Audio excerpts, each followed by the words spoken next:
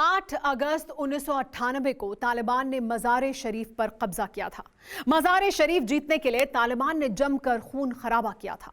तब तालिबान की गोली से कई ईरानी नागरिक भी मारे गए थे। गुस्साए ईरान ने तालिबान पर हमला करने की पूरी तैयारी कर ली थी। आज ईरान और तालिबान के रिश्ते उस दौर से बेहतर हैं, क्योंकि दोनों का दुश्मन अमेरिका है।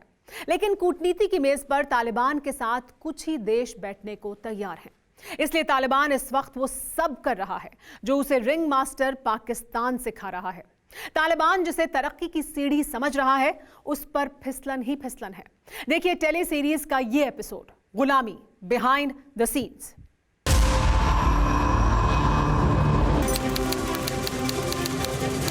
कहने को अफगानिस्तान में लोकतांत्रिक सरकार का राज था, पुलिस और फौज थी, लेकिन जोजान सूबे में हालात इससे बहुत अलग थे। जोजान के दर्जाब जिले में आर पार की जंग छिड़ गई थी। जंग का मकसद था ये साबित करना कि अफगानिस्तान में सरकार के खिलाफ सबसे बड़ी ताकत कौन सी है। बैटल ऑफ दर्जाब में एक तरफ था तालिबान और तालिबान को रौंदने के लिए दूसरी तरफ था ISIS-K यानी बगदादी ब्रिगेड का खुरासान मॉड्यूल। शुरुआत में खुरासान के आतंकी तालिबान पर भारी पड़ने लगे। एक गांव को कब्जे में लेकर 10 तालिबानियों का गला काट दिया। इसके बाद ISIS-K ने तालिबान के कमांडर हाजी शकील और मुल्ला बुरजान को मार दिया। खुरासान के सिर्फ 700 टेररिस्ट ने दर्जाब पर कब्जा जमा लिया। उस वक्त तालिबान की कमान मुल्ला हेबतुल्लाह अखुंदजादा के पास थी। अखुंदजादा ने तय किया कि अब पूरी ताकत से ISIS-K पर वार करना होगा, वरना अफगानिस्तान से तालिबान का नामो निशान मिट जाएगा।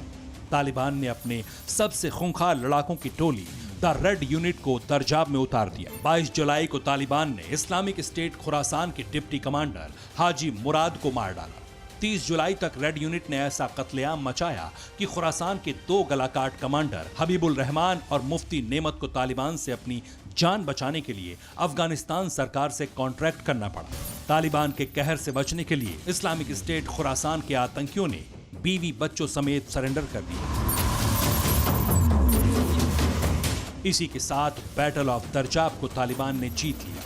लेकिन इस जीत के साथ हेबतुल्लाह अखुंदजादा को एक सबक भी मिला। अखुंदजादा समझ चुका था कि अब खतरा सिर्फ अफगान फोर्सेस से नहीं बल्कि दूसरे आतंकी संगठनों से भी है। इसलिए तालिबान को और मजबूत करने के लिए अखुंदजादा ने पाकिस्तानी आर्मी से संपर्क किया। पाकिस्तान ने तालिबान को अपने हथियार दिए। तालिबान की ब्रिगेड में अपने जवान भेजे। ISI ने गनी सरकार और इस्लामिक स्टेट से जुड़ी खुफिया जानकारी तालिबान को दी और इस टेरर नेक्सस में तुर्की को भी जोड़ लिया। तुर्की को काबुल एयरपोर्ट की सिक्योरिटी चाहिए थी और तालिबान को काबुल, इसलिए आसानी से ये डील हो गई। अब तालिबान को एक ऐसा सपोर्ट चाहिए था जिससे उसे लगातार पैसा मिलता रहे। तालिबान के लिए चिराग का चिन्ह बनकर सामने आया चीन। बाइडेन सरकार ने अफगान सेंट्रल बैंक DAB के सभी फॉरेन करेंसी एसेट्स और गोल्ड रिजर्व को फ्रीज कर दिया है, यानी बैंक के कर्ज लेने के रास्ते भी बंद हो गए। उधर अंतर्राष्ट्रीय मुद्रा कोष यानी IMF भी कह चुका है कि वो तालिबान को कर्ज नहीं दे पाएगा। वर्ल्ड बैंक के मुताबिक अफगानिस्तान की GDP का 41% हिस्सा विदेशी फंड से चलता है। चीन ने माहौल भांपा, तालिबान को भरोसा दिया कि उसके फ्यूचर की गारंटी बीजिंग की है। बदले में चीन ने तालिबान से कहा कि वो शिनजियांग से दूर रहे और अफगानिस्तान में चीन को मनचाहा इंफ्रास्ट्रक्चर तैयार करने दे। यानी चीन के लिए अब तक जैसा पाकिस्तान है वैसा ही अफगानिस्तान बनने वाला है, एक अघोषित गुलाम।